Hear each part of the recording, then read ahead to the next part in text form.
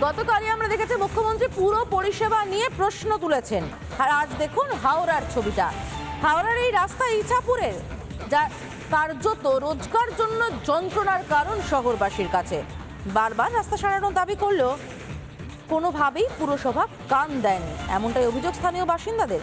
শুধু তাই নয়, বেহাল শহরের নিকাশি ব্যবস্থাও। রাস্তায় নর্দমার আবর্জনা দুর্গন্ধে টেকা দেয় হাওড়ার বাসিন্দাদের। যতক্ষণ পুরকর্মীরা পরিষ্কার না করেন ততক্ষণ ওভাবেই নোংরা পড়ে থাকে, এমনটাই অভিযোগ। ঠিক কি পরিস্থিতি হাওড়ায় তুলে ধরেছেন আমাদের প্রতিনিধি ভাস্কর।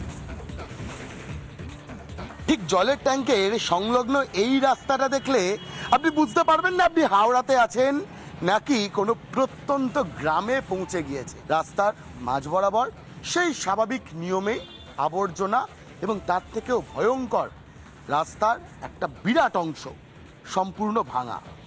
এমনই ভাঙা যে ইটের বিভিন্ন অংশ বেরিয়ে এসেছে, জল জমে রয়েছে। এই রাস্তাটার এই অবস্থা কেন বলুন তো? এই জল জমে আছে, ভাঙা, আবর্জনা। হ্যাঁ, কি বলবেন, এখানে তো কর্মীর অভাবে এরকম দশা, তাহলে একটা রাস্তার হাল এরকম হয়। এটা পিচের কোনো গন্ধ নেই, এটা গ্রাম বাংলার মতো রাস্তা হয়ে গেছে, খানা জংশনের মতো হয়ে আছে। বাড়ির সামনে এই অবস্থা কেন? তো দিনের পর দিন লোকে ফেলছে, কোনো ভ্যাট নেই, কিছু নেই, কি করা যাবে? ভ্যাট ছিল, ভ্যাট বন্ধ হয়ে গেছে। রাস্তা এরকম ভাঙাচোরা কতদিন? অনেক দিন ধরে এটা ভেঙেছে, তো অনেক দিন ধরে। গত বছর পুজোর আগে ইট চাপা দিয়ে মেরামত করে গেছিল। আচ্ছা, তারপর থেকে এবার মাটির ইটে যেমন অবস্থা হয় সেরকম হয়েছে। এই ভারী বৃষ্টি শুরু হলে কি করে যাতায়াত করবে? জলের ওপর দিয়ে যাতায়াত করি। বাড়ির সামনে এরকম ভাঙা কেন রাস্তা? বলা হয়েছে অনেকবার, কর্পোরেশনকে বলা যায়, ওরা কিছু শোনে না। আমরা মমতা ট্যাক্স দিই, মমতা ব্যানার্জির দরবারেও বলা হয়েছে, বলেছে করে দেবো, কিন্তু আজ পর্যন্ত করেনি। বলে জুন মাস করবে, জুন মাসেও করেনি।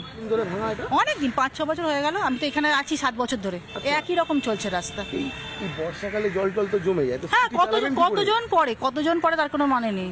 যারা স্থানীয় বাসিন্দা তারা বলছেন দীর্ঘ কয়েক বছর ধরে লাগাতার হাওড়া পৌর সংস্থাকে জানানো হলেও সামান্যতম পদক্ষেপটুকু নেওয়া হয়। ভরা বর্ষাতে কিভাবে যাতায়াত করবেন মানুষ সেটা ভেবেই এই মুহূর্তে কার্যত কপালের চিন্তার ভাঁজ তাদের প্রকট হচ্ছে। মুখ্যমন্ত্রী অবশ্য বলছেন তিনি কি রাস্তায় নেমে ঝাঁট দেবেন নাকি, কিন্তু যারা পুরো প্রতিনিধি, যারা মানুষের জন্য এই গোটা বিষয়টা তদারকি করার কথা যাদের, তারা কি করছিলেন? সাধারণ মানুষ লাগাতার বলছেন হাওড়া পুর নিগমকে একাধিকবার জানানো হয়েছে, এমনকি খোদ মুখ্যমন্ত্রীর দরবারেও তারা অভিযোগ জানিয়েছেন, কিন্তু কোনো ফল নেই। যে রাস্তা ভাঙা সেই রাস্তা ভাঙাই থেকেছে, যে রাস্তায় একদম মাঝখান অব্দি আবর্জনা সেই রাস্তার মাঝখান অব্দি আবর্জনাই থেকে গিয়েছে। নিয়মিত পরিষ্কার তো অনেক দূরের কথা, কখনো কখনো লাগাতার বেশ কয়েকদিন ধরে আবর্জনা পচতে থাকে রাস্তার উপরেই, বাড়ির সামনেই। কবে মুক্তি মিলবে হাওড়াবাসীর এই পরিস্থিতি থেকে? উত্তর খুঁজছেন প্রত্যেকেই। ভিডিও জার্নালিস্ট মোহিত ছেটের সঙ্গে ভাস্কর বসু, রিপাবলিক বাংলা। শুধু এই সমস্যাই নয়, জল জমার সমস্যা জেরবার হাওড়ার দশরথ ঘোষ লেনের বাসিন্দারা। নর্দমার নোংরা জল বাড়িতে ঢুকে যাওয়ার সমস্যা, সেই সমস্যাও ঘুরে দেখলেন আমাদের প্রতিনিধি ভাস্কর।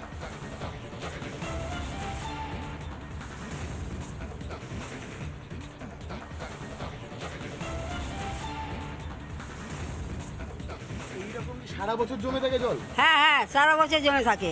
বর্ষাকালে তো আরো সমস্যা হয়। হ্যাঁ, পুরো ঘরের মধ্যে এত এত জল হয়ে যায়। সব তো নোংরা জল। সব জল ঢুকে যায়, অনেক কষ্ট হয়। মিউনিসিপ্যালিটি পরিষ্কার করে না? কোথায়? হ্যাঁ, এই তো করেছে, দেখো একটু বার করে এখানে রেখে দিয়েছে। কোনো রকমের দায় সারা নাকি? হ্যাঁ, আগে তো এইখান দিয়ে বার করে বাইরে নিয়ে যেত, এখন বাইরে নিয়ে যাচ্ছে না। কি করে এরকম থাকছি আমরা? এরকম জল জমে থাকে সারা বছর, পরিষ্কার ভালোভাবে হয় না। আর বলতে গেলে ওরা আমাদের সাথে ঝগড়া করে, ওই মেথরদেরকে বললে বলে কি, হ্যাঁ কর্পোরেশনের লোককে বলে, লেকিন কর্পোরেশন যে পরিষ্কার করতে আসে না সে ঠিক আছে ভালো, লেকিন ওই যে পরিষ্কার করে ওরা বলে আমরা করবো না, তোমাদের ইচ্ছা হয় তুমি করো না, সরে যাও, আমাদের যা ইচ্ছা তাই করবো। ये पूरा भर जाता है? पूरा भर जाता है गंदा पानी से? पूरा ये कल डूब जाता है। अच्छा, फिर पीने का पानी कहाँ से मिलेगा? बाहर से लाते हैं। म्यूनिसिपैलिटी क्या कर क्या कर रहा है वही लोग यहाँ जाने लगा। पूरा पानी भर जाता है, पानी पीने नहीं पाता है आदमी। সময়ের সঙ্গে সঙ্গে গঙ্গা হোক কিংবা পদ্মা কিংবা অন্য যে কোনো নদী, জল তো বয়ে চলে, কিন্তু হাওড়ার এই অংশে নর্দমা নিয়ে জলটা আর বয় না। তার কারণ গোটা নর্দমায় আবর্জনাতে সম্পূর্ণ ভর্তি, এবং এই দশরথ ঘোষ লেনের এই যে পরিস্থিতি, এই পরিস্থিতি সারা বছরের। গোটা যে নর্দমা, সেই নর্দমার বিভিন্ন অংশে জায়গায় জায়গায় প্লাস্টিকের বোতল থেকে শুরু করে প্লাস্টিক কিংবা অন্য আবর্জনা জমা হয়ে রয়েছে।